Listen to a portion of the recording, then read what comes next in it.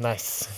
Thank you for the inputs. It was really inspiring. And I'm very happy also to welcome the two of you. After having heard a bit about financing solutions for social companies or entrepreneurs from the philanthropic sphere, now we want to tackle a bit more the private market side or the financial market side. And that's why we've put together this panel now for all of you. And maybe before we start, we have heard now the two of you. We know already a little bit about the two of you and your backgrounds, but I would also like to give Thomas and Lidi the chance to introduce themselves. Lidi is working at the ABS Innovation Fund and is also responsible for international financing. And maybe you want to give a quick intro about what your background is and what brought you here maybe today. So thank you, yes. As you said, I work at the Alternative Bank Schweiz. My German is very bad, so English is better for me. Basically, the Innovation Fund of ABS was created by the bank, Alternative Swiss Bank, in order to support the customer that fits the value of the bank in terms of a better and more fair society and to promote business that protect the environment, but at a stage where it is still too risky to be supported by the bank itself, because the bank is, as every bank, regulated. It cannot take as much risk as an association that the Innovation Fund is separated from the bank.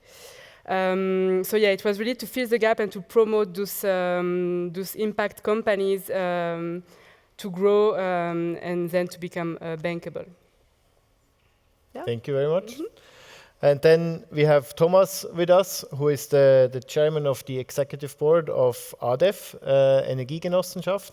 I would say the ADEF Energiegenossenschaft has been a social enterprise for, more than 20 years already.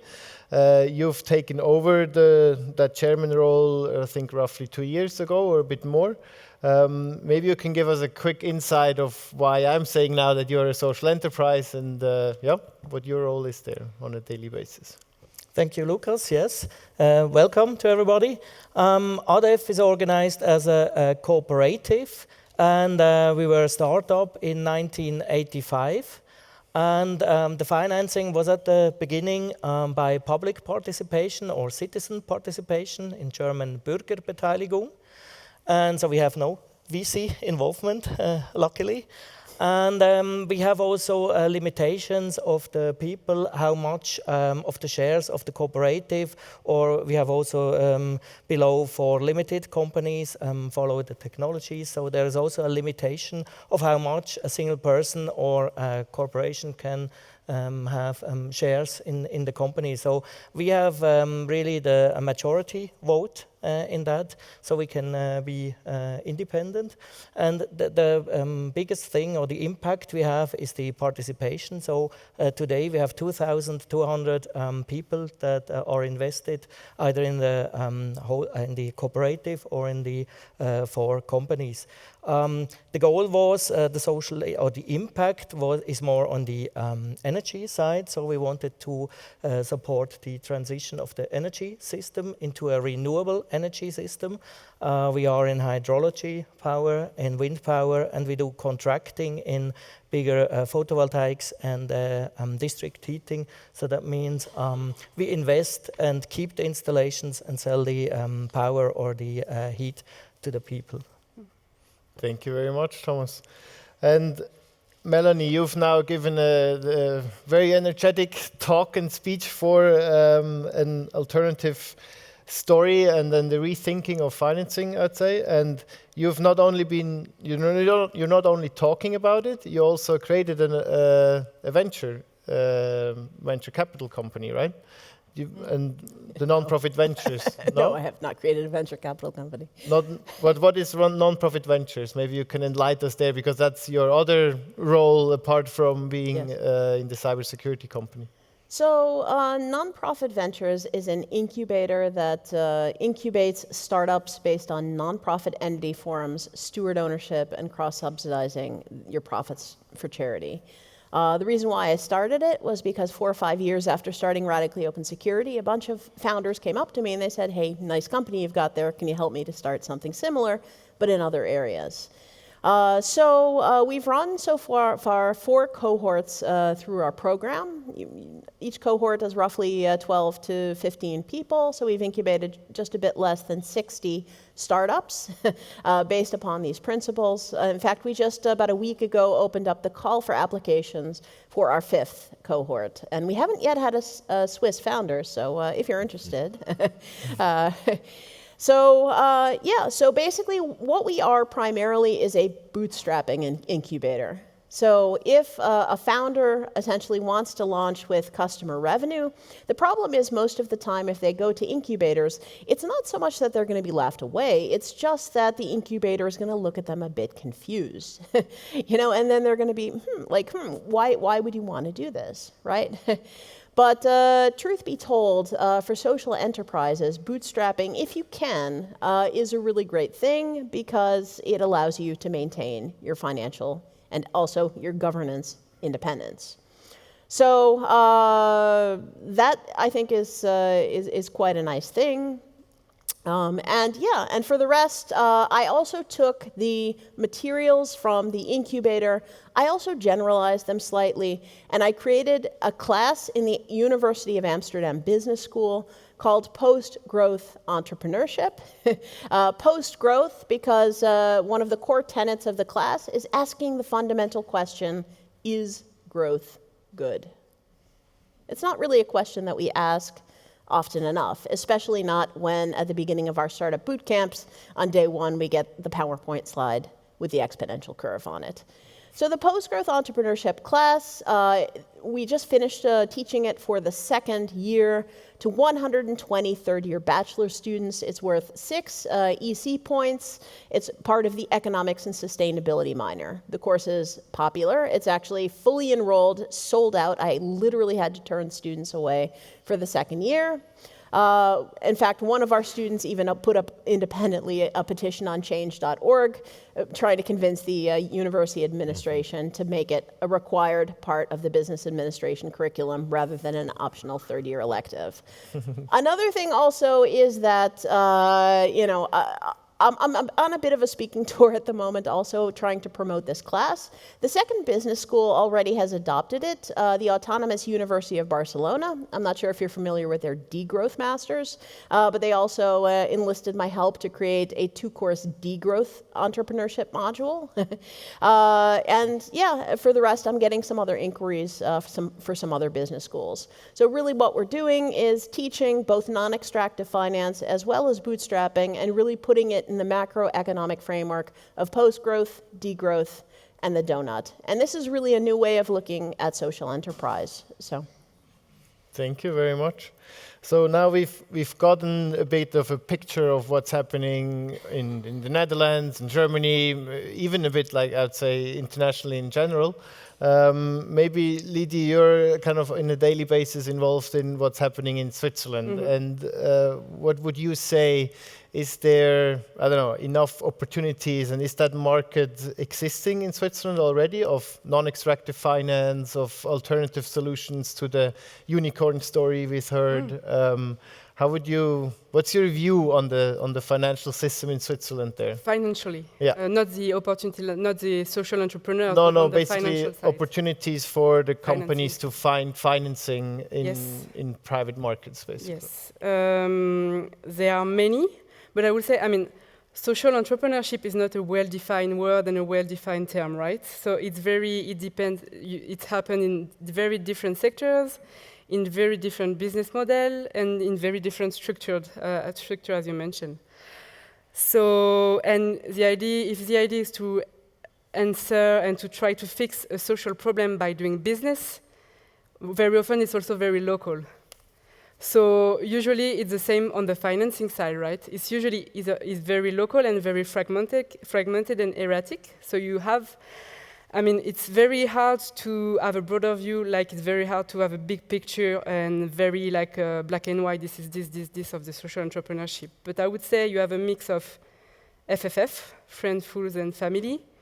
You have a mix of business angels that also are sensitive to this kind of impact company that want to focus rather on fixing a social problem rather than making profit. Let's not be too caricatural on they are bad and we are doing good. You have sometimes I see in some company that we support that fits our value. I also see some VC because it's true that there might be some opportunity that they can relate to and it works in their financial model. So it doesn't happen a lot, but I do. Then you have us, come to us. We are operating all over Switzerland. And you have also some foundation, and then it's a question of what do they focus on, because everyone would have like a different target, different sector, health, culture, blah, blah, blah. And then, so it's very hard to tell you, and for me, the social entrepreneurship market is also very hard to, let's say, define and give a figure like they need blob billion. So I cannot tell you if we have enough financing or not. Do you know what I mean? Yep. And in any case, the largest social problem will always be answered via public funds, health, repartition of revenue, like justice, this kind of thing, you know. So I cannot answer properly your question, I think. I just try to give the big picture. Yeah, and maybe also try not to be too black and white, I think. I think it's important. But institutional-wise, there's not that many financial institutions like you. Like banks. Like banks or funds or like just pots of money that are bundled that can be approached by a founder to get funding, basically. Or is that a... You have funds of companies, like for example the Migro Fund, Migro Pioneer Fund. You have, but they don't necessarily focus on social entrepreneurship, but they do finance also social entrepreneurship type of structure. I don't want to make them some advice, but I know that there is a fund of the Bank ZKB from Zurich. Sometimes they do also finance the same kind of thing that we do finance. And then you have some foundation, like I know in Romandie, in Geneva, you have the ECG, so the electricity provider, they have a foundation for social business. It's very, very local, most of the time. Yeah. Thank you. And I think especially since 1.5 years ago, there's now a new, and it's basically not that new, term with the crowd investing coming up, also in Switzerland with the creation of Omnium, and they're doing campaign after campaign where they basically crowd fund or crowd invest, basically, the companies. And one could say that, I don't know, the ADEF did that 20 years ago. Thomas, maybe you can share a bit. Like basically, you have basically done a crowd investing, right? Yes, it was at that time in the analog area, not in the digital area. So I think the civil participation is a forerunner of the crowd funding. But what I think there's still a difference. In my opinion, crowdfunding is still a little bit short-term, one-off thing. So you look for an investment, you have crowdfunding, and then you realize the project. While we have the feeling that there is a lot of people, or there are many people that invest over 10, 20, 30 years, and they stay in the investment, they stay invested. We don't have really a big turnover of people that leave the company. And I think we are in a little bit of a special field, that we have a little bit an idealistic goal of the company with this energy transition that needs decades until it has happened. And I think these people see that investment as a lifetime investment. We have also a lot of people that inherit their shares to their children. So I think that might be a little bit of difference, is perhaps crowdfunding more project-based and is public or citizen participation more on a long-term investment. But I would argue that a lot of social enterprises have that idealistic goal, or I don't know, a very long-term perspective on things as well. So personally, I think it's sometimes we say, okay, now it's social entrepreneurship's coming up and it's a new thing, but actually it has been around for a very long time. It's the way we did business in the beginning, actually, and then we somehow derailed a bit into that growth and unicorn, I don't know, narrative, I would say, and a lot went into that path. And actually it's getting a thing of going back and getting back to the roots of why we do business and why we do something. And so I think your example can be very inspiring for a lot of companies. It doesn't have to be very new, everything, so we just have to look what has been done for a very long time already. We have more the challenge that our basis is getting older, and how can we gain more the younger people for that? And there might be an additional thing, the crowdfunding, because the younger people are more in the digital world. I think that's the challenge we have. Yeah, thank you. Markus, I would be super curious to learn, we've heard now that this kind of exit-based strategy is not really working for social enterprises. I think we know that now. And you've been funding or helping companies get funding for 10 years.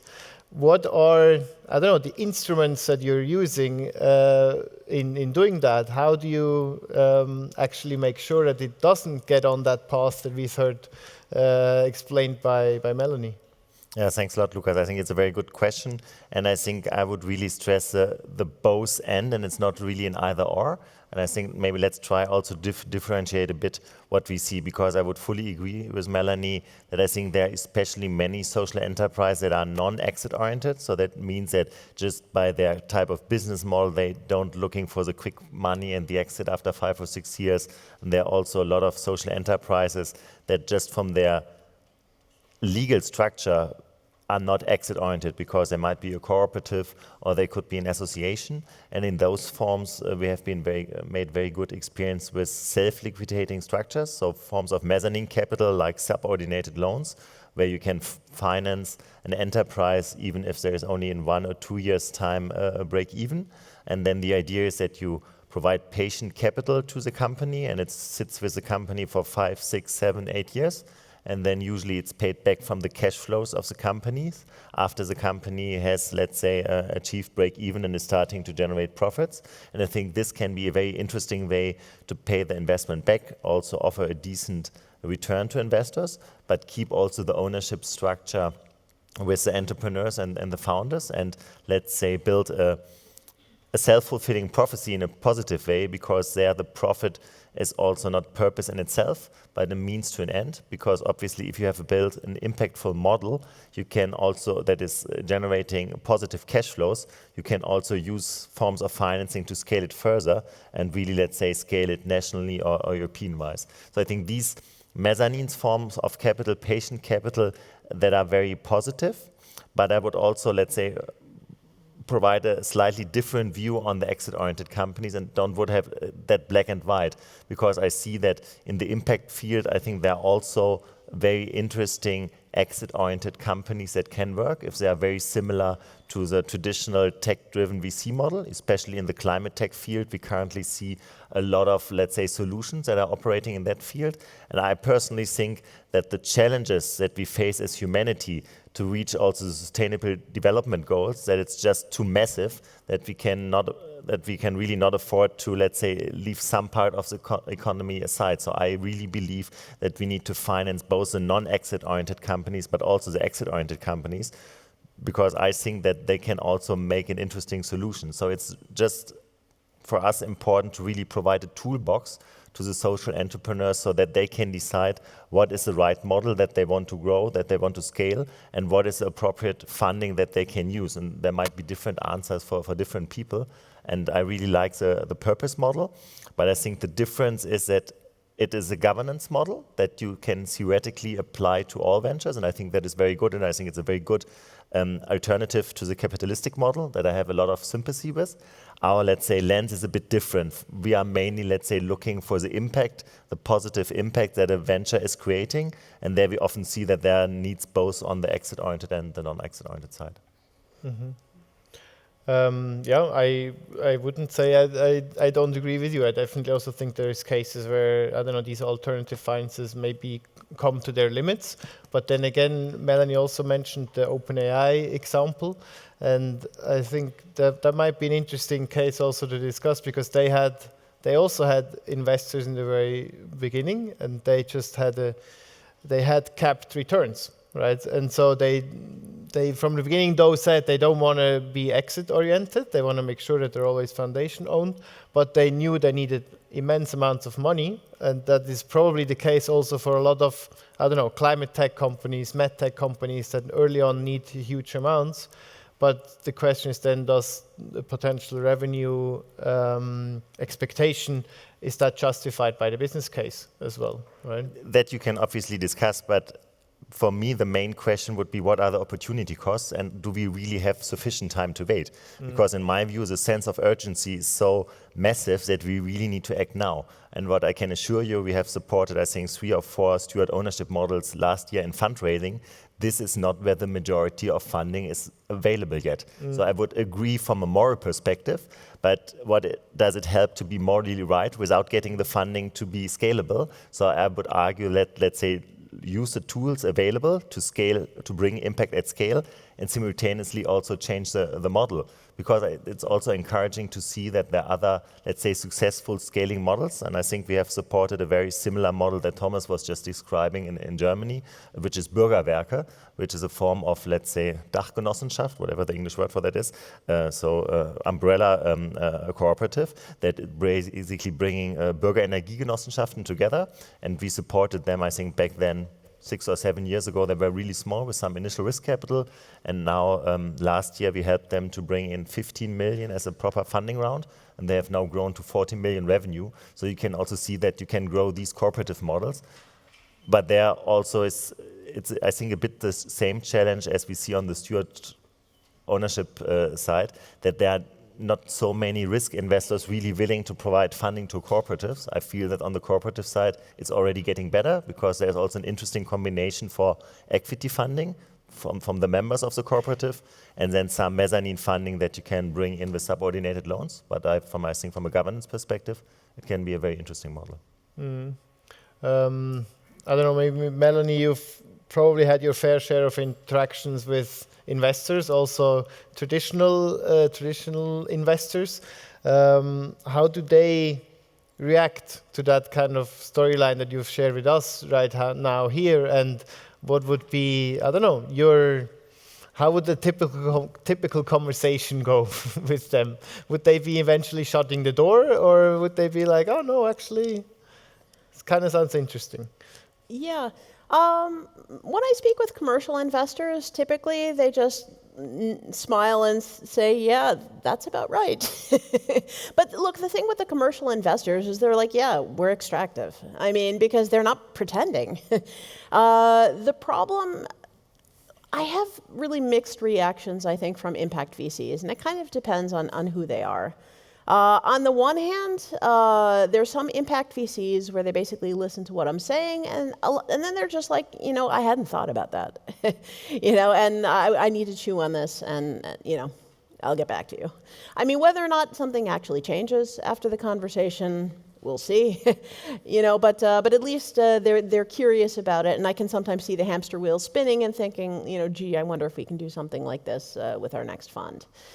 On the other hand, I've also gotten violently negative reactions from people in the impact ecosystem. There was one person in particular who, I'm not going to mention, doesn't matter who basically I sent a flyer for my incubator and I asked if he could pass it to his constituents, and I got this scathing mail back saying, Melanie, you need to shut up, you're not helping, you're anti-social enterprise.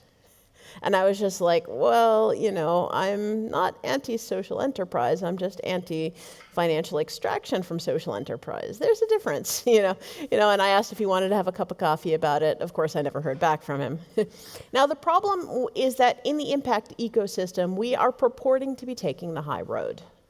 And I think that creates cognitive dissonance, particularly in those that are content to be greenwashing. I think, though, that there's also a whole lot of sustainable finance professionals who feel cognitive dissonance with the fact that they know that there's the greenwashing. It's an open secret in sustainable finance that all of our carbon credits and blue bonds, that all of this, there's extractive fees and all of this stuff, right? They won't talk about it in public, but, and some of them do genuinely feel bad about it. And I think what we're doing here is we're actually providing tools for these sustainable finance professionals to actually try doing something different in the future.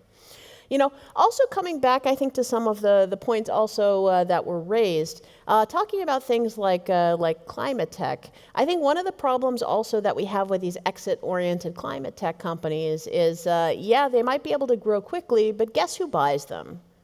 ExxonMobil, Shell, and then frequently enough, these companies basically are just absorbed and or just shut down. And a large part of the climate tech space, I mean, this is basically what happens. They're vehicles for moving capital around. Ultimately, the people the LPs who put the money into this in the first place, they get their returns, great, but did we really move forward from a climate perspective? I think that's a problem. Coming back to your saying that there's not a whole lot of LPs that are willing to fund, for example, steward-owned kinds of companies or co-ops or other kinds of alternative models, or at least they're not willing to support the VCs that would facilitate this. I think he's right, because I think that there are some family offices, NGOs with endowments, high net worth individuals that are willing to go out on a limb and do something a bit different. But the problem, though, is that a lot of these alternative fund managers, they tend to get stuck in a chasm of roughly 20 to 30 million, and they have trouble getting out of it. So indeed, the institutional investors will not touch this with a 10-foot pole. And it's partly because it's just too weird, and anything that's sort of new and different is perceived as being risky. And this is a cultural barrier that we need to deal with. And another problem is really institutional issues, things like diversification rules. Because the problem is if you have a pension fund and they're basically saying, look, we've got tranches of 100 million and basically we need to be less than 10% of your portfolio, then by definition you have just shut out every fund manager who has a fund smaller than 1 billion. And that's totally fine if you're BlackRock, but it's not really going to support your average, sustainable fund manager that wants to start something different. So these are problems. Also things like compliance rules, due diligence rules, these two oftentimes shut smaller, more sustainable, less traditional fund managers out the door. I'm somewhat friendly with Hans Stegeman from Triodos, and the amount that he gets drowned, first of all, in compliance requirements and paperwork, and secondly, just indeed on these compliance and due diligence criteria that are basically just guarding the door, that it really makes it very difficult for banks like Triodos that are social. And Triodos, by the way, is steward-owned. Good example, it's possible. So the point is that I agree certainly that there are institutional challenges to be overcome, certainly on the side of the institutionals. We need to focus on this, and I sort of hope, anyway, here in Switzerland, there's probably a few bankers in the room, and you also need to understand that, the problems that we're facing start and end with the institutional investors, and as much as you guys, can be part of, funding the toxic stuff, you all also can be part of creating the solution. Because, with some of these less traditional funds like Snowball or Purpose Ventures, for example, it just takes one huge bank or European investment fund or even just like a George Soros, to be able to get this fund up to $1 billion. And I can tell you what would happen. Once that fund is at $1 billion, something's going to tip. Because at that point, first of all, other GPs, other fund managers will see this as a success story and they're going to start copycatting it. And the second thing also is it will start allowing some of these institutionals to actually play ball now with this fund, because it's actually large enough that they can do something with it. And that also will start mainstreaming the whole concept to, basically to other LPs and institutional investors. investors. So I really think it just takes one act of bravery and leadership from a really large institutional investor to normalize this kind of a narrative, you know? And I think that really is what we need. I mean, so even just considering things like an incubation program for smaller, less traditional, non-extractive VCs to help build the non-extractive finance ecosystem, you know, and also just understanding that, you know, talking about risk, first of all, low fees, you know, because if we're reforming fee structures, the fees are lower. What is not to love about low fees? And the second thing also is that basically by reducing, if not eliminating, the financial conflict of interest between GPs and LPs and GPs in the portfolio company, you're de-risking the whole thing. Better risk-adjusted returns. What's not to love about this? You know, but it's just, you know, it's sort of the way that I think that people need to think about it logically and look at it, you know, and there's so many other benefits as well. I'll stop here, but I think in that sense, I mean, we all need to work together to build this kind of an ecosystem, because we need GPs that are brave enough to try, we need LPs that are brave enough to also support it, and we also need founders like me that are crazy enough to want to give up all their equity. So.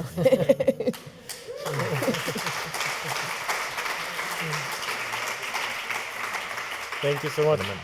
A reaction? Yeah. Maybe to add one comment. So I think the governance mechanism that is really important to change that, and I think at least in the impact ecosystem we see already attempts to do that. So hope it's not too technical, but you mentioned the famous, let's say, carry interest of 20%. So what we usually see is that impact VCs tie their compensation based on impact KPIs, so that usually they need to achieve a minimum of 50% of the impact KPIs of their portfolio companies before the carried interest is revealed to the team at all. So I think there are some alignment opportunities, let's say, also in those structures.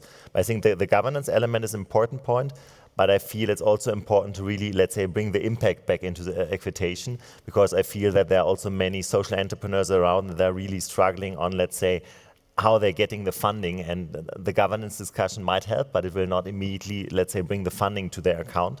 And what I feel is an issue in Switzerland, but also in the rest of Europe, is that we need more patient capital that is really willing to take risk and also to support the social enterprises in early stages of the growth funding, and that we really should encourage, let's say, philanthropists, but also the public funding to provide those, let's say, elements. And I think it's really the question on how we build intelligent instruments that can really be designed to purpose, because I think in the end it's three elements. So one is a normal investment funding, that is technically the boring part. Then I think there's usually one catalytic funding, like a first loss capital or some guarantees that someone would be able to willing, let's say, to forgive, and that could be a public person or a philanthropist. And then the third element is really also the capacity building that is needed to support those social enterprises in, let's say, building their models. And I think Adrian from Alea Foundation made a beautiful example on stage.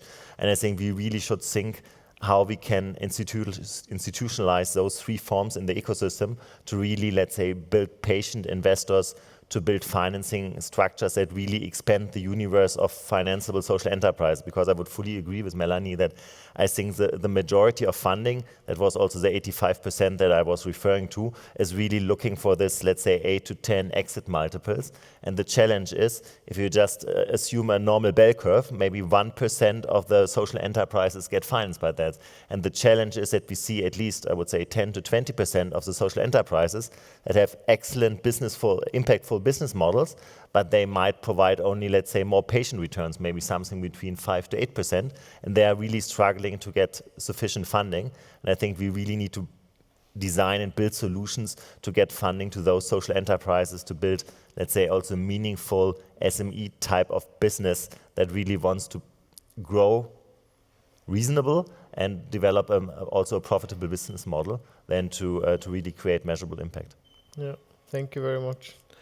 Yes, please. I think this is very easy. We were lucky that we could avoid all these discussions with VCs or impatient investors by getting enough people and members for the cooperative, and we then did what you explained as well, that the members of the cooperative can give us a loan. They can choose how much interest rate they want within a certain band we give them.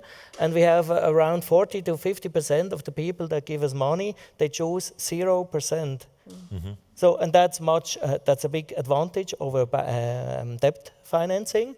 And I think this is a big advantage we have. And we have just a few figures. Assets, we have 73 million now after 40 years. 40 million is equity based over the 5 companies and 10 million loans. So 50 million out of the 73 are equity or equity similar, so-called.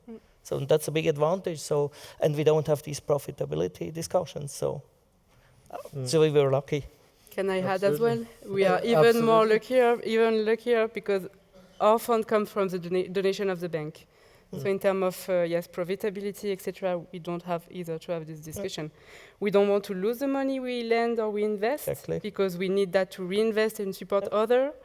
But we don't have the obligation or target to make high return because again, like we are funded via donations.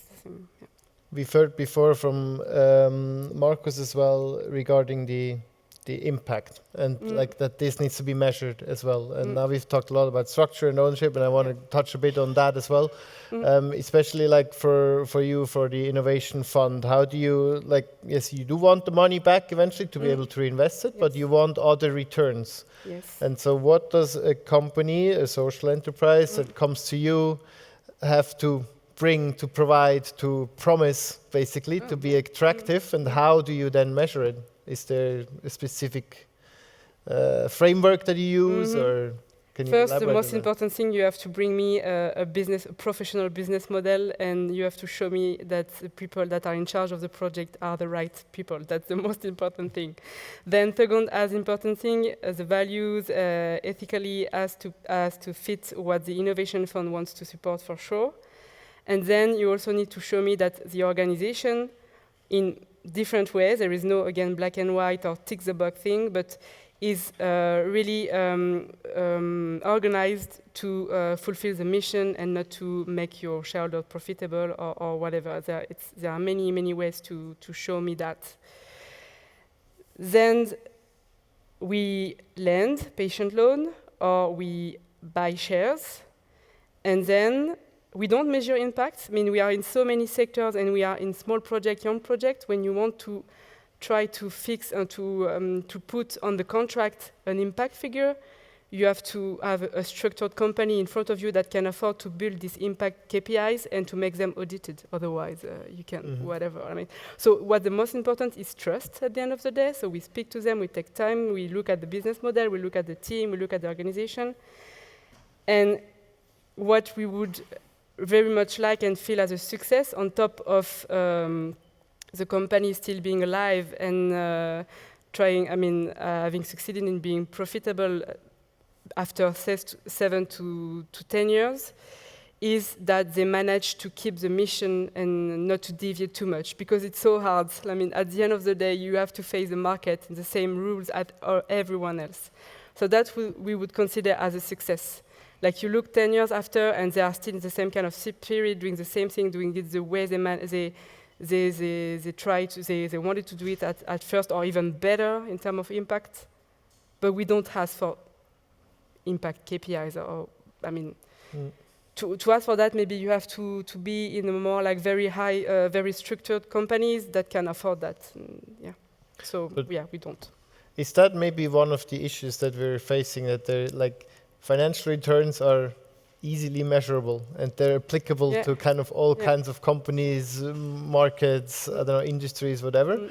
And we're lacking that kind of alternative measurement framework somewhat, or is it existing? I don't know. How do you do it, Markus? I would say, just to have also a provocative statement, it's a common excuse not to do it, because obviously it's not simple, but I think if you think about it and do it meaningfully, I think if you really want to do impact investing, then you need to measure something. And I think it's not about setting a sophisticated measurement system, but I think usually you should define at least 1 to 2 or 3 output or outcome KPIs that you really, let's say, track in addition to the financial KPIs, and that obviously depends on the sector that you're operating in. Social enterprise in the health sector will have different impact KPIs than a social enterprise in the education sector. And I agree that in the social field, it's, let's say, there's not a common standard, but there are also, let's say, global impact measuring initiatives that try to harmonize KPIs. And I think, let's say, on the climate side, the CO2 tons saved are, let's say, a gold standard. Also, you can challenge, let's say, the measurement in a certain way. But I think there we see already an emerging standard. And I think we as impact investors really need to get serious about the impact measurement, because if you don't measure something, you cannot steer for it. And I think it will be very difficult to optimize for impact if you don't measure, because then it just means that you are driving your car without lights in a foggy landscape, and it will not work out. Thank you. I would actually like to open also the stage for a question or two from the audience. Is there anyone who can't wait to have his question answered and thinks it's relevant for everyone else in the room as well? Otherwise, I have a bunch more. There is no one. Oh, there is one. I hope it's relevant for everybody. Melanie, you have shared so many valuable inputs with us. I would love to hear what you actually did again with your business model, because I've not fully comprehended it. Okay. So basically, what I did with my business model is 2 things primarily. So the first is that when I was first starting, I wanted to make a social enterprise, but I didn't know what that meant. So I found this fiscal construction. This is a bit odd, from the Dutch church. In Dutch, it's called a fiscaal fondswervende instelling. In English, it's a fiscal fundraising institution. And basically what this is that a church sometimes wants to do a commercial spin-off. That raises money somehow, and then that money goes back to the church with a tax benefit. The most famous example of this in the Netherlands is the language institute Regina Caeli, otherwise known as the Nuns of Vught. So basically our Queen Maxima in the Netherlands, she learned her Dutch at this language institute, and the profits go back to the nuns. So that's the way it works. So we decided early on that we would like to make our commercial spin-off a cybersecurity company, and then we would like to make our quote-unquote church the NLNet Foundation. So that really is the first element. And the thing about this FFI that's interesting is that it basically puts belts and braces on me as an entrepreneur that forces me, after the end of each book year, to donate 90% of my profits to charity. If I don't, I get a really nasty looking letter from the tax authorities. Trust me, I've gotten this letter, you don't want to get it.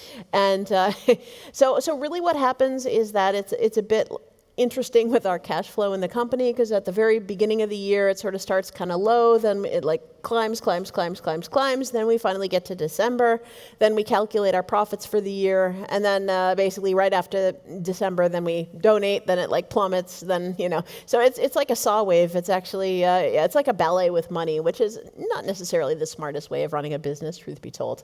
But people don't know why this is actually possible, that this works, and they get confused. And remember, I said 90% of profits, not 90% of revenue. If I had to donate away 90% of my revenue, I could close my doors, tomorrow, because that just wouldn't work. So that's the first element. I don't think it's very useful, and I don't encourage other people to use it. First, because it's only available in the Netherlands, so that's completely useless in a place like Switzerland. Second of all, it's also, believe it or not, a tax break, and it's actually best known in the Netherlands for tax evasion. I actually spoke one time at an accountancy conference, and they were like, yeah, nice story, but yeah, why did you choose something best known for tax avoidance? So basically that was, so it's sort of a nice narrative. I'm one of the few people using it for what it's actually meant before. But the other thing also is I think paying taxes is a good thing. So that's sort of the other reason why I don't think it's the perfect vehicle for this. The third reason why I think it's not necessarily ideal is because donating to charity, oddly enough, foundations are actually less accountable than businesses, precisely because businesses have shareholders, whereas foundations typically have roughly 3 trustees. And of course, this is part of the reason why foundations are uniquely popular with billionaires for sheltering their, their money from taxes. So in that, for all of these reasons, actually, I think it's actually better to reinvest. And I think also the better way to understand this also is by looking at Muhammad Yunus, the Nobel Prize-winning economist from Bangladesh. And he also writes about the concept of social business. He wrote a book called Building Social Business, and he defines social business as dividend-free companies for solving human problems. Now, solving human problems, this took off and was super popular, but the whole dividend-free part, no, that got kind of like swept under the rug. So he defines 2 kinds of Yunus social businesses, type 1 and type 2. So a type 1 Yunus social business is where the company is basically a vehicle for positive impact of some kind, and basically there's no dividending of any sort out of the business. So everything is fully reinvested in that mission and purpose. A type 2 Yunus social business is exactly the same thing, except that any dividending that happens must be in the direction of charity. So I accidentally had implemented a type 2 Yunus social business at the beginning without realizing it. But honestly, if you ask me now, I think a type 1 Yunus social business is superior to a type 2 Yunus social business because I think that you can mess around with the foundation that I would be donating to. I keep doing it now because I think it's an interesting experiment and story, and it gets people to think about what's possible with social enterprise. But I think actually the reinvestment and the asset locks are the point. And then of course the other component that I used in implementing my company is steward ownership. And I mentioned it before with things like foundation ownership, mission also, and purpose in the statutes. Also, I'm also busy restructuring things right now also to add extra golden shares, perhaps also an employee council that has extra veto rights to prevent a sale of the company or the mission and purpose from being changed also in the statutes. And also the Purpose Foundation also suggests other best practices with things like board rotations.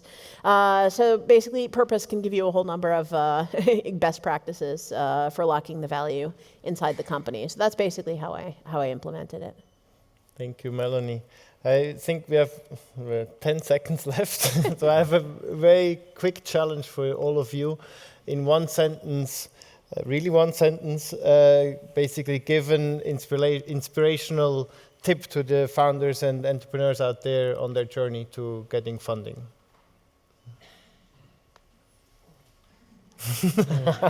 Now I shut them. No, happy but to start. to be honest, the conviction needs to come from them. If I don't feel the conviction, I won't, from them, I won't feel it either. Thank you. Not an advice, it's just do what you know. Do what you feel that you need to do. Thomas? I think you need to have a specific goal that covers some needs. You still have to sell a product, service, or combination, as also Eric Nussbaumer told this morning. And so you can stay independent. That's our main goal. Melanie? So if you liked what I said in the panel, you'd probably like my post-growth entrepreneurship class. It just so happens that I professionally recorded it and professionally video edited it, and I put it for free with a Creative Commons license on YouTube. So if any of you are interested in seeing the long version of my contributions, basically it's 11 hours of content, I warned you. First, you can feel free to connect with me on LinkedIn. Actually, it's pinned to the very top of my LinkedIn profile, or otherwise, if you need anything, or have any questions or want help with anything, you can also feel free to reach out. And allegedly, I'm friendly, and I'm happy to help with whatever you need. So, Thank you. So my last advice would be that I would really suggest to focus on develop your model and see what really, let's say, makes you scale your operation, and then find the right financiers, let's say, supporting you. Because one common challenge that we see, and that was also one of the founding thoughts of Phase, is that often entrepreneurs travel from one financing planet to another and try to adapt their story to the funders. I think especially for our foundations, this is a common, let's say, trap that funders do. And this usually doesn't work out because you try to build, let's say, 1,000 models to, let's say, fulfill the needs of 1,000 funders. And I think really think what is your model and then find the right funders that can you support you with that. Thank you very much.